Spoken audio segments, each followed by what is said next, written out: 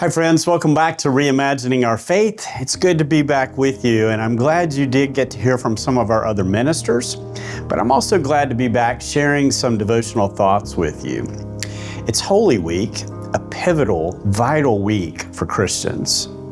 So today, and during the next two devotions, I want to talk about some of the events of the last week of Jesus' earthly life. Today, let's focus on the upper room, where Jesus shared a meal and talked with his disciples. On the eve of his death, Jesus gathered the group together. Before they ate, Jesus washed their feet, saying, "I give you a new commandment. Love one another as I have loved you." These were not luminaries or dignitaries. They were Jesus' closest friends.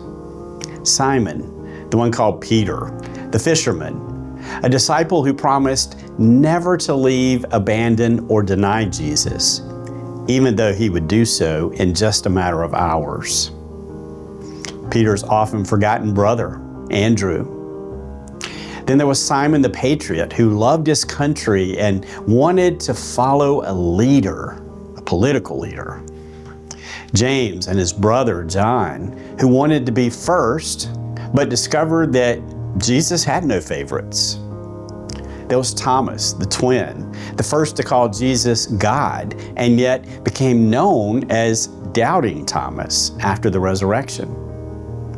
There was Matthew, the tax collector, totally transformed after receiving and experiencing the love of Jesus. And of course, there was Judas, the betrayer, dipping his hand in the same dish as Jesus and the others, sharing the same cup. Was Judas really that different from the rest? And there would have been others, invisible and nameless people, like women cooking and serving the meal, their children playing nearby. After the meal, people drifted away. In Gethsemane, James and John fall asleep. In the courtyard, Peter denies Jesus 3 times, and Jesus is left to face his accusers all alone.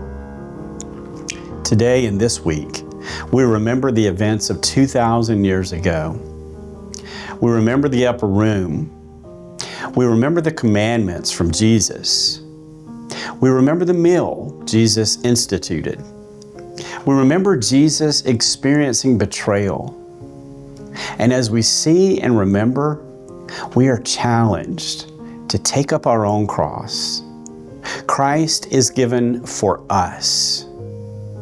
Heaven weeps. In response to what Jesus has given to us, what of ourselves might we give back to God this week?